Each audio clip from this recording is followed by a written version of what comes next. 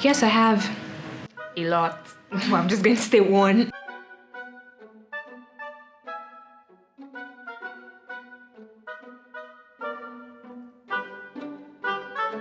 Yes, I am emotionally intelligent. I think I'm emotionally intelligent to a good extent. Yes, to a point, to an extent, I think I'm emotionally intelligent. One, I am able to relate well with my colleagues in the office, and besides working in the office, I have a couple of other relations outside office that I have to take care of as well. And so far, with all these relationships, I typically like to have a harmonious one between persons, and this has been from feedbacks I've gotten. I get to deal with a lot of people, and most times you get to see these persons exude different personalities and characters, and it's mostly in my stead to be able to do what's right, know what's right, and ensure that the objectives of the company have been met. Because of how I handle my emotions, sometimes I let myself go, but other times I'm able to handle it and just curb it to a certain degree. No, I haven't because I like to mind my business. I like to stay on my lane. I like to just avoid anything that will cause problems between I and anybody.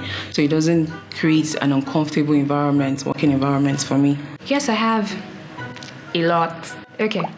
So there was this time where we had this thing at work, and then they call them floaters. So you're just there floating, and you don't have a manager to report to. And everybody's always happy to be a floater because it's less work for you. So the list was out, and I was made a floater, and I was excited. I got an email, a floater. I'm like, oh, okay, enough time to rest. And then a supervisor went to tell them that she wanted to be a floater, and she wanted to be replaced with me. Like, she wanted me to replace her. And that same day, 2 hours later, I got another mail saying that I was no longer a floater, and I now had a manager, and it felt really horrible. I just basically shut down my system and went home. I was tired. Okay, basically in this scenario, it was 2 colleagues that were having an issue because of something they were supposed to do, and I came in trying to portray what their objectives were, basically spelling out what the other person should have done and what the other should have not done. So I think I've been able to settle that. Basically, it was different in personalities, clash in personalities. This other person tends to be someone who is really hot-tempered, and this other lady is someone who likes to work at her pace, and she'll get the job done, yes, but then she likes to work at her pace, and it was just basically a personality clash. Conflicts always come up from misunderstandings, okay? So typically, where there are rules, every person is aware, and if these rules are clear, there wouldn't be need for this, because one can look at what the rules are and be able to judge and not cross each other's path. Okay, I think that first of all, misunderstandings, not understanding each other. Secondly, cultural differences and backgrounds, where people come from, their ideologies, the way they see things differs. Thirdly, miscommunication, wages. Our work that we do too can interfere with each other. When you have to depend on someone else to get a job done, and then maybe the person is running late, and you have to, when the person comes, there's always this, you kept my work waiting when I was waiting for you. So when you have to work with each other. There are different perceptions. People come from different places with different experiences.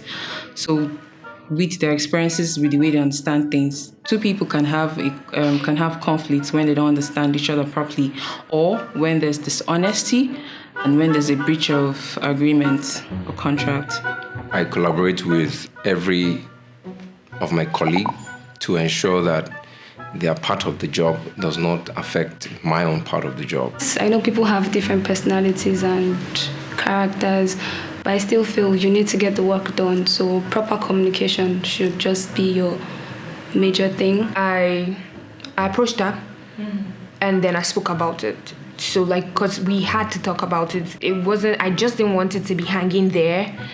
So we spoke about it, and I had to listen to what she had to say, even if what she had to say didn't make sense to me, why she did it.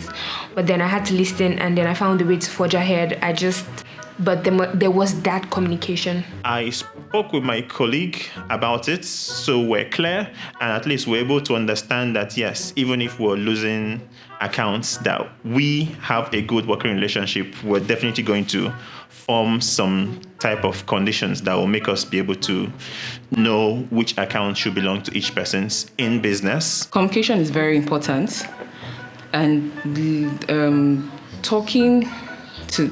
listening to understand is also very important. Some people will just listen just to reply. A lot of people don't listen to understand and then give a reasonable feedback. So just want to listen and then give their own opinion, like no, argue. But I think once you just meet someone, explain. The other person should listen, understand where they're coming from. Sometimes you just put yourself in their own shoes and okay, apologize and then just shake it off. Don't even put it in your heart.